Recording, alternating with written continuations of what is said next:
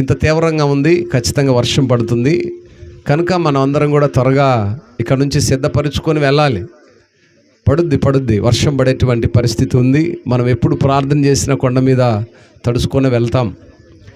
కాబట్టి దేవుడు ఈ కొండపైన చేసే అద్భుత కార్యాలను బట్టి దేవుణ్ణి మనము ఘనపరుస్తూ మన పెద్దల యొక్క నమ్మకాన్ని స్థిరపరచు దేవుని సన్నిధిలో మనం అడగవలసిన వారై ఉన్నాం. కాబట్టి అందరము కూడా ఒక కీర్తన పాడుకుందాము. నా హృదయాన కొలువైన యేసయ్యా, నాను అనువు నిన్నే ప్రస్తుతించెనే కీర్తనీయుడా. నా హృదయార్పణతో ప్రణమిల్లెదనే నీ సన్నిధిలో పూజార్హుడా. నా హృదయార్పణతో ప్రణమిల్లెదనే నీ సన్నిధిలో పూజార్హుడా. నా హృదయాన కొలువైన యేసయ్యా. అందరం చప్పట్లు కొడుతూ ప్రతి ఒక్కరు నోరు తెరిచి కీర్తనీయుడా. నా హృదయార్పణతో ప్రణమిల్లెదనే నీ సన్నిధిలో పూజార్హుడా.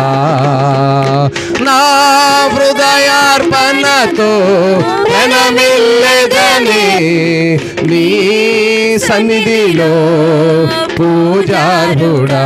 నా హృదయాన కొలువైన యేసయ్యా. అగ్ని ఏడంతలై మండుచుండినను, అగ్ని జ్వాలలు తాకలేదులే నీ ప్రియుల దేహాలను. అగ్ని ఏడంతలై మండుచుండినను, అగ్ని జ్వాలలు నీ ప్రియుల దేహాలను. అగ్ని బలము చల్లారెనే, శత్రు సమూహము అల్లాడెనే. అగ్ని బలము చల్లారెనే, శత్రు సమూహము అల్లాడెనే.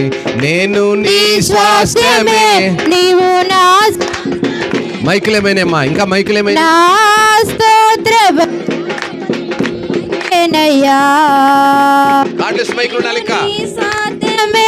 నీవు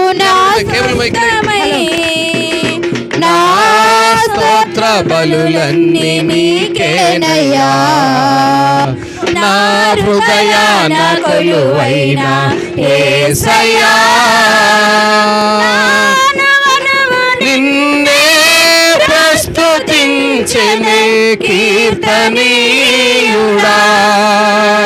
నా హృదయార్పణతో ప్రణమిల్లెదనే నీ సన్నిధిలో పూజార్హుడా. నా హృదయార్పణతో ప్రణమిల్లెదనే నీ సన్నిధిలో పూజార్హుడా. నా హృదయాన కొలువైన యేసయ్యా. అంత వ్యర్థమని వ్యర్థులై అందరూ నా గురి నీపై నిలిపినందుకే నా పరుగు సార్థకమాయనే. అంత వ్యర్థమని వ్యర్థులై అందరూ నా గురి నీపై నిలిపినందుకే నా పరుగు సార్థకమాయనే. నీ యందు పడిన ప్రయాసము శాశ్వత కృపగా నాయందు నిలిచెనే. నీ యందు పడిన ప్రయాసము శాశ్వత కృపగా నాయందు నిలిచెనే. విశ్వాసమే నన్ను బలపరచెనే. అవును, ప్రతి ఒక్కరు స్వరమెత్తి ఆయన కీర్తించాలి. స్వరమెత్తి. అవును నాయనా, విశ్వాసం నన్ను బలపరిచిందయ్యా. హృదయాన కొలువైన యేసయ్యా, నాను అనువు నిన్నే ప్రస్తుతించెను కీర్తనీయుడా. నా హృదయార్పణతో ప్రణమిల్లెదని నీ సన్నిధిలో పూజార్హుడా.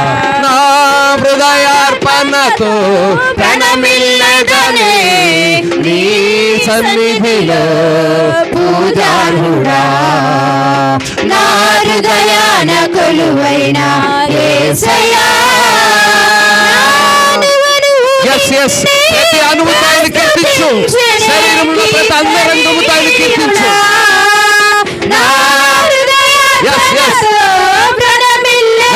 సన్నిధిలో మేము ప్రణమిల్లి ఉన్నాయా? అవును నాయన, అవును నాయన.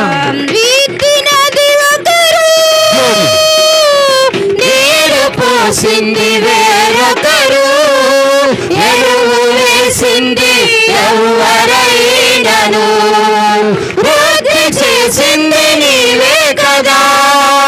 విత్తినది ఒకరు,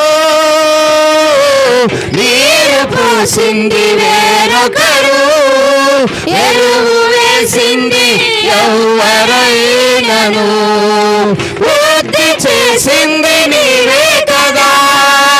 సంఘక్షేమాభివృద్ధికి పరిచయ ధర్మము నియమించినావే. సంఘక్షేమాభివృద్ధికి పరిచయ ధర్మము నియమించినావే. నీవు ఉపదేశమే నన్ను స్థిరపరచెనే. నా సర్వము నీకే అర్పింతును. నీవు ఉపదేశమే నన్ను స్థిరపరచెనే. నా సర్వము నీకే అర్పింతును. నా హృదయాన కొలువైన యేసయ్యా, నాను అనువు నిన్నే ప్రస్తుతించెను కీర్తనీయుడా. నా హృదయార్పణతో ప్రణమిల్లెదనే నీ సన్నిధిలో పూజార్హుడా. నా హృదయార్పణతో ప్రణమిల్లెదనే. ప్రతి ఒక్కరు అవును నాయన, సన్నిధిలో మేము కొలువైన యేసయ్యా, అనువు నిన్నే ప్రస్తుతించెను కీర్తనీయుడా. నా హృదయార్పణతో ప్రణమిల్లెదనే నీ సన్నిధిలో పూజార్హుడా. నా హృదయార్పణతో ప్రణమిల్లెదనే నీ సన్నిధిలో పూజార్హుడా. నా హృదయాన కొలువైన యేసయ్యా. ఎస్ పరిశుద్ధుడా, జీవం కలిగిన తండ్రి, నీ ఘనమైన నామాన్ని బట్టి మీకు వేలాది వందనాలు, స్తోత్రాలయ్యా. ఈ యొక్క మధ్యాహ్న కాల సమయంలో నాయన ఏర్పాటు చేయబడినటువంటి ఉన్నతమైనటువంటి నాయన ఉపవాస పండుగ కొండ మీద జరుగుతున్నటువంటి కార్యక్రమంలో మీరుండండి. ఏ విశ్వాసముతో, ఏ నమ్మకముతో నాయన ఏర్పాటు చేయబడినటువంటి ఈ యొక్క ఆరాధనలో మీరుండి ప్రభువా, బిడ్డలకు దీవెనకరంగా, అనేక మందికి ఆశ్చర్యకరముగా, ఈ గ్రామములకు, ఈ చుట్టుపక్కల ప్రాంతములకు ప్రయోజనకరముగా మీరు కార్యము చేయబోతున్నారని మేము నమ్ముతున్నామయ్యా. స్తోత్రము. మీ కార్యములు సఫలములు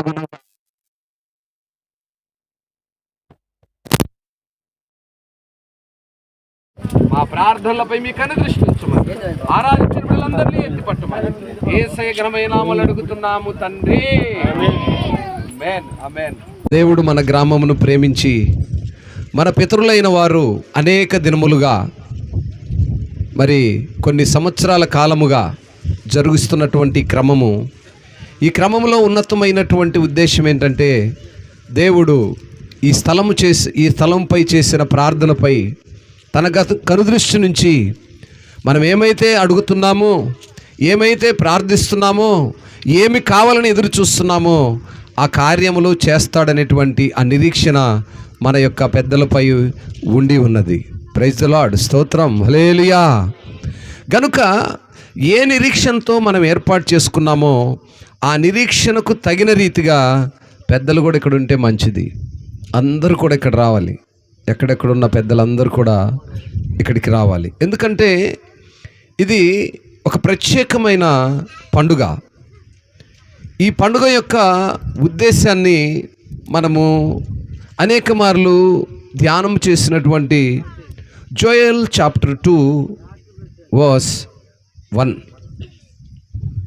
యోవేలు గ్రంథము 1వ అధ్యాయము 2వ వాక్యాన్ని చూసినప్పుడు, సియోను కొండ మీద బాకావుదుడి, నా పరిశుద్ధ పర్వతం మీద హెచ్చరిక నాదము చేయుడి, యెహోవా దినము వచ్చుచున్నదనియు అది సమీపమైననియు దేశ నివాసులందరూ ఆమేన్, ఆమేన్.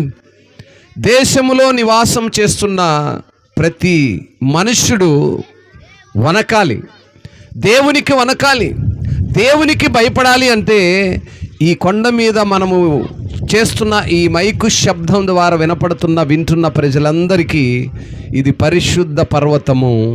ఈ పర్వతం మీద మనము చేస్తున్నటువంటి నాదము ఏంటనగా దేవుని యొక్క దినము వచ్చుచున్నది, అది సమీపమైనదని దేశ నివాసులందరూ తెలుసుకొనులాగున. ప్రియులారా, మనం గమనించినట్లయితే ఇది ఒక ప్రత్యేకమైన దినము. వాస్తవానికి ఈ దినాన్ని ఏమంటారంటే పశ్చాత్తాపపు పిలుపు అంటారు. పశ్చాత్తాపానికి ఇది ఒక పిలుపు. ఏంటి పశ్చాత్తాపం అంటే, ఎటువంటి పశ్చాత్తాపం మనం కలిగి ఉండాలంటే, ఇది ప్రత్యేకంగా పెద్దలు చేసుకున్న తీర్మానమే కావచ్చు, కానీ లేఖనాల్లో అనేక మందిని ప్రత్యేకంగా పిలిచిన దినం ఇది. కొండ మీద ఉపవాస దిన పండుగ అంటే అర్థం ఏంటంటే, చూడండి యోవేలు గ్రంథం 1వ అధ్యాయము 5వ వాక్యాన్ని చూడండి ఒకసారి. మత్తులారా మేలుకొని కన్నీరు విడువుడి, ద్రాక్షారసము పానము చేయువారులారా రోదనము చేయుడి, క్రొత్త ద్రాక్షారసం మీ నోటికి రాకుండా నాశనమాయను. క్రొత్త ద్రాక్షారసము. ద్రాక్షారసాల్లో రకాలున్నాయి. పాత్రలో మనం తాగే ద్రాక్షారసం వేరు, మత్తులైన వారు ద్రాక్షారసం వేరు. ప్రియులారా, మనం గమనించినట్లయితే ఇక్కడ జరుగుతున్నటువంటి ఈ యొక్క స్థలము మీద మనము కన్నీరు విడిచి రోదించాలి.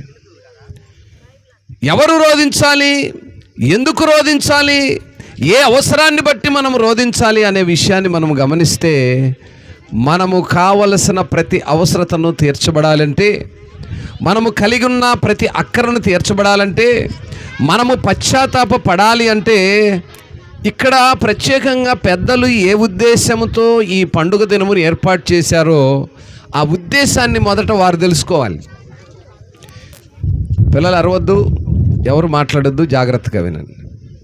ఎందుకు ఈ పండుగను ఏర్పాటు చేసుకున్నామనే విషయాన్ని మనం గమనిస్తే 14వ వాక్యం అంటుంది, ఉపవాస దినము ప్రతిష్ఠించుడి, వ్రత దినము ఏర్పరచుడి, దేవుని బతిమాలు కొనుటకై పెద్దలను దేశములోని జనులందరినీ మీ దేవుడైన యెహోవా మందిరములో సమకూర్చుడి. జాగ్రత్తగా ఈ మాటలను ఆలకించాలి నా ప్రియ దేవుని సంగమా. చేరి వచ్చిన మరి సంఘ పిల్లలందరికీ ప్రభు పేరిట మనం చేస్తున్నాము. మనం ఏర్పాటు చేసుకునే ఉపవాస దినం ఎందుకంటే, మొదట దేవుణ్ణి బతిమాలుకోవాలి. దేవుని దేని కొరకు బతిమలాడుకోవాలి?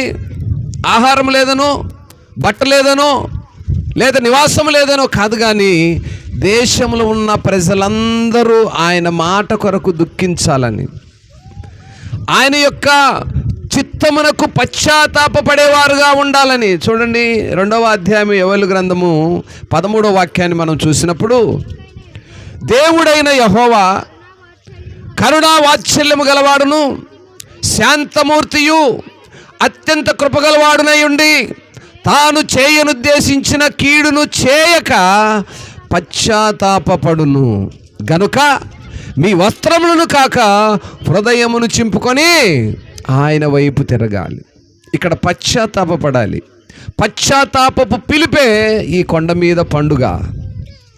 ఈ పశ్చాత్తాపపు పిలుపు వలన మనకు కలిగే ఉన్నతమైనటువంటి కార్యాలు అద్భుతముగా ఉండబోతున్నాయి. స్తోత్రం, హల్లెలూయా.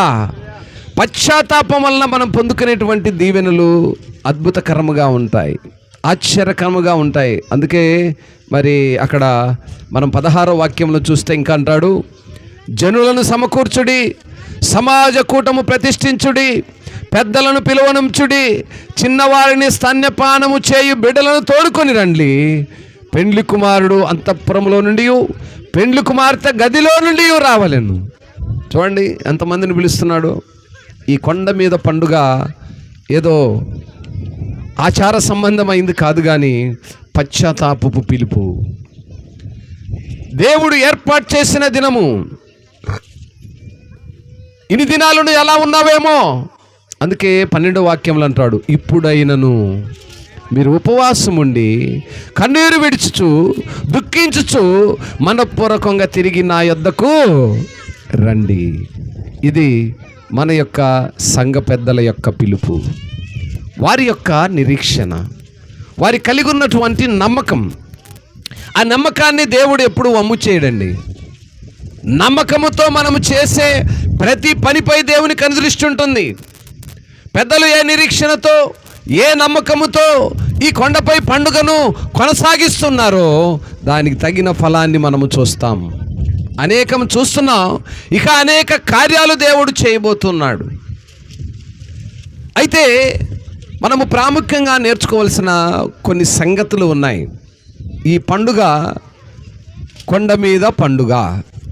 కొండ మీద పండుగ అనేటువంటి ఈ కార్యమును లేదా కొండ మీద ప్రసంగాన్ని యేసు ప్రభువారు మొదలుపెట్టారు. యేసు ప్రభువారు కొండ మీద ప్రసంగము మొదలుపెట్టిన విధం ఏంటి? ఎందుకు ఆయన కొండ మీద ప్రసంగాన్ని మొదలుపెట్టాడు?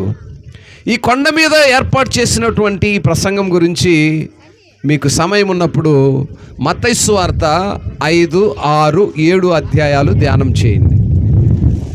ఈ కొండ మీద ప్రసంగములో 5, 6, 7 అధ్యాయాల్లో యేసు ప్రభువారు మనకు అనేక ఉత్తమమైన సంగతులను తెలియజేశాడు. నేను ఒక్క సంగతి మాత్రమే చెప్పేసి నేను ఇంకా ముగిచ్చేస్తాను.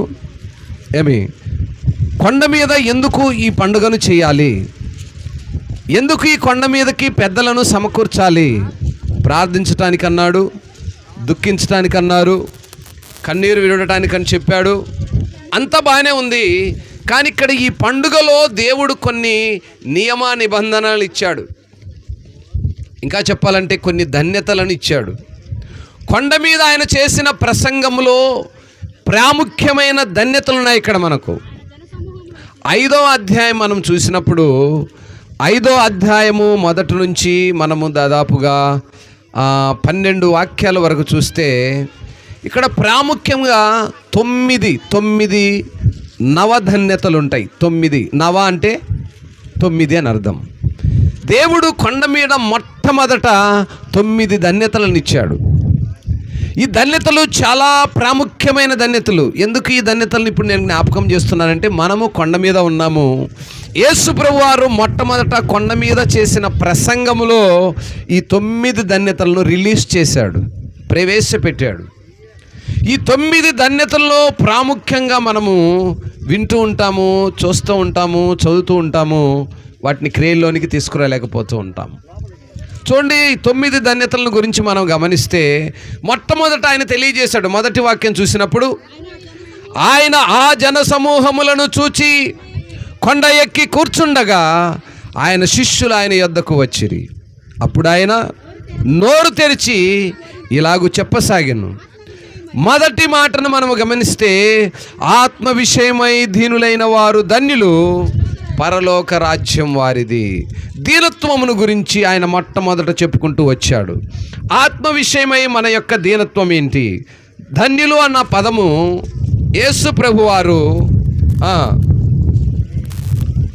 ఆయన వాక్యముతోనూ సంబంధం కలిగి ఉంది కనుక అది దేవుని రాజ్యాన్ని, ఆయన ప్రేమను, ఆయన శ్రద్ధను, ఆయన రక్షణను గురించి తెలియజేస్తుంది. ధన్యత. మరి ఈ మాటను మనం గమనించినప్పుడు, ఈ ధన్యతల్లో అతి ప్రాముఖ్యముగా మనం గమనిస్తూ ఉన్నప్పుడు మొట్టమొదటి మాటను మనం చూస్తే ఆత్మ విషయమై దీనులైన వారు ధన్యులు అని చెప్పాడు. రెండో మాటను చూసినప్పుడు దుఃఖపడువారు ధన్యులు అన్నాడు. దుఃఖపడుట అంటే దేవుని నీతి, దేవుని రాజ్యపు శక్తి, ప్రమాణాలకు సంబంధించి మన బలహీనతలను గూర్చి దుఃఖపడటం. మూడో మాటను మనం చూస్తే నీతి కొరకు సాత్వికులు ధన్యులు అన్నాడు కదా. సాత్వికులు ధన్యులు, వారు భూలోకమును స్వతంత్రించుకొందురు. సాత్వికులు అనగా దేవుని పట్ల వినయము అనుకోగలవారు సాత్వికులు. తర్వాత మాటను చూస్తే నీతి కొరకు ఆకలి దప్పులు. ఈ యొక్క ప్రాముఖ్యముగా ఆయన చెప్పినటువంటి ధన్యతల్లో నీతి కొరకు ఆకలి దప్పులైనటువంటి ధన్యత చాలా ప్రాముఖ్యమైన ధన్యత. అనగా ఏంటంటే దైవభక్తి గల జీవితానికి నీతి కొరకు ఆకలి దప్పులు ఒక పునాదిగా ఉండాలి. దప్పులు అంతే మాత్రమే కాకుండా మనకు నీతి కొరకు ఆకలి, నీతి కొరకు అలాంటి ఆకలి మోషే యొక్క జీవితంలో, మరి మోషేలో మనము చూస్తాం. అలా గమనిస్తే మరి కీర్తనకారుడు కూడా అనేక విషయాల్లో, పౌలు భక్తుడు కూడా అనేక విషయాల్లో నీతి కొరకు ఆకలి దప్పులు కలిగిన వారుగా చూస్తాము. క్రైస్తవుల జీవితం అంతా, వారి ఆధ్యాత్మిక స్థితి అంతా దేవుని సన్నిధి మీద, దేవుని వాక్యం మీద, క్రీస్తు సహవాసం మీద, మరి ఆ మాదిరిగా ఆత్మ సహవాసం మీద, నీతి మీద, దేవుని రాజ్య శక్తి మీద, ప్రభు రాకడి మీద వారికి ఉన్న ఆకలి దప్పులపై ఆధారపడి ఉంటుంది. ఇది నీతి కొరకు ఆకలి దప్పులు కలిగి ఉంట.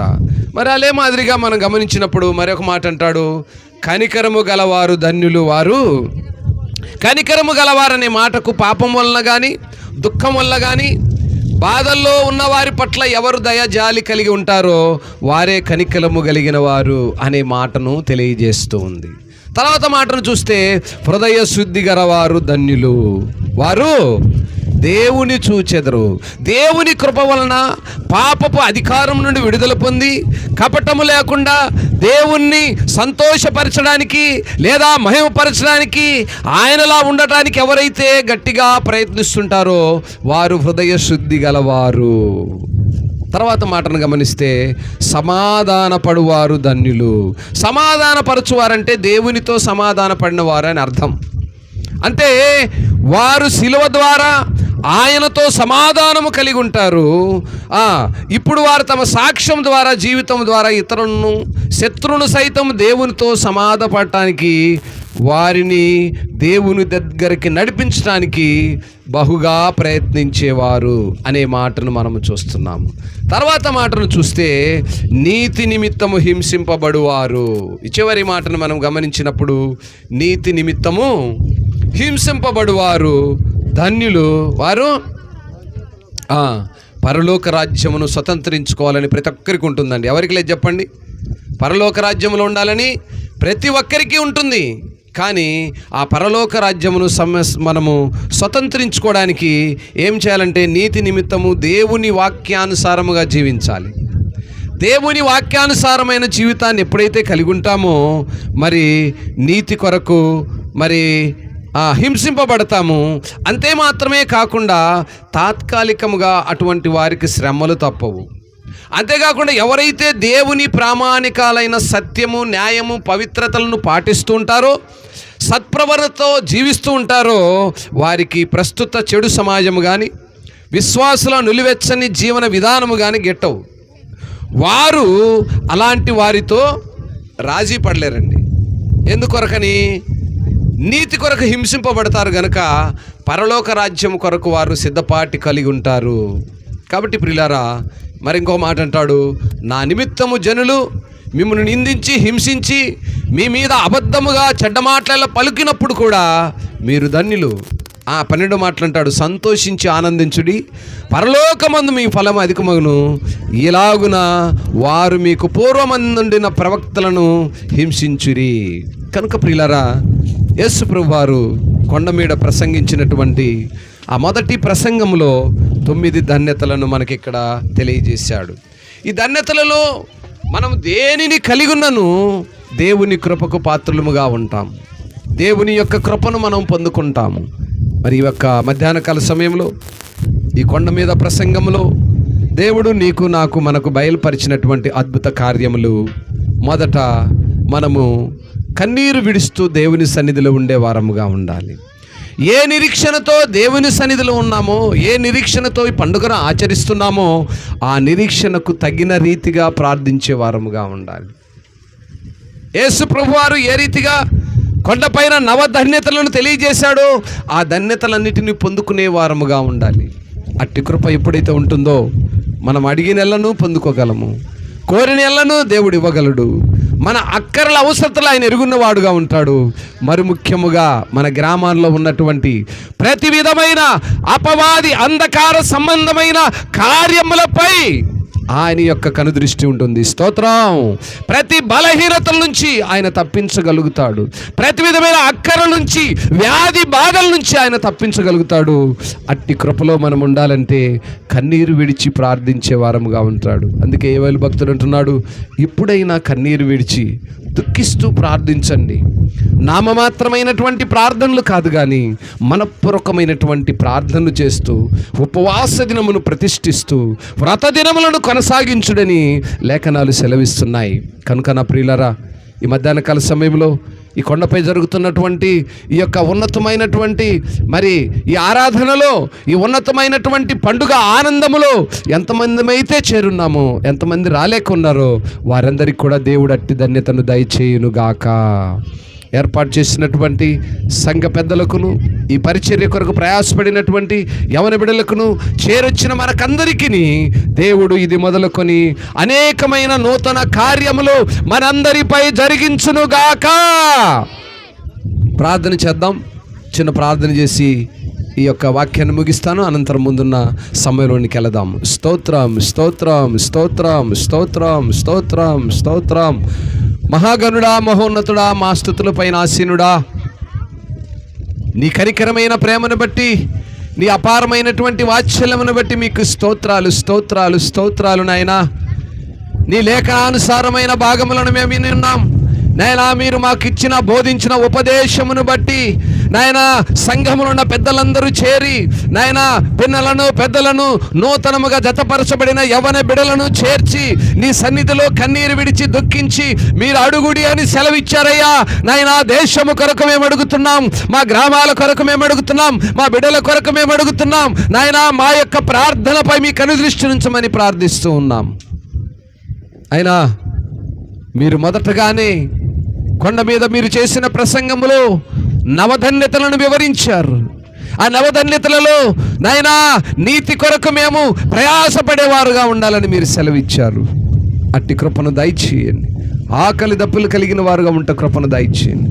ఎండ తీవ్రతను భరించేవారుగా ఉండే ధన్యతను దయచేయండి. నాయనా, నీ సన్నిధిలో కన్నీరు విడుస్తూ అనేకమైన శోధనలు, వ్యాధులు, వ్యతిరేకతలను భరించేవారుగా ఉండే కృపను దయచేయండి. నాయన, బిడ్డలు ప్రయాసపడుతున్నప్పుడు ఎన్నో శోధనలు, ఎన్నో అనానుకూల పరిస్థితులు, వాటన్నిటినీ జయించి నాయనా, మీరు ఇచ్చినటువంటి ఆ పిలుపును వెనుతిరగక ముందుకు సాగే కృపలో ఎత్తుపట్టమని ఈనాటి ఈ యొక్క ఉపవాస పండుగ క్రమములో ఇంతవరకు మీరు బోధించిన ప్రతి మాటను బట్టి మిమ్మల్ని స్తుతిస్తూ, గణపరుస్తూ, మహిమపరుస్తూ ముందున్న సమయాన్ని మీ చేతులకే అప్పగిస్తూ ఈ మాటలు చేరనైనా నాయన విన్న బిడలలో ఒక నూతన కార్యములను ఉజ్జీవింపజేయమని యేసయ్య ఘనమైన ఉన్నతమైన ప్రశస్తమైన నామములో ప్రార్థించి మనవులన్నీ అడిగి వేడుకొని పొందుకొని ఉన్నాము తండ్రి.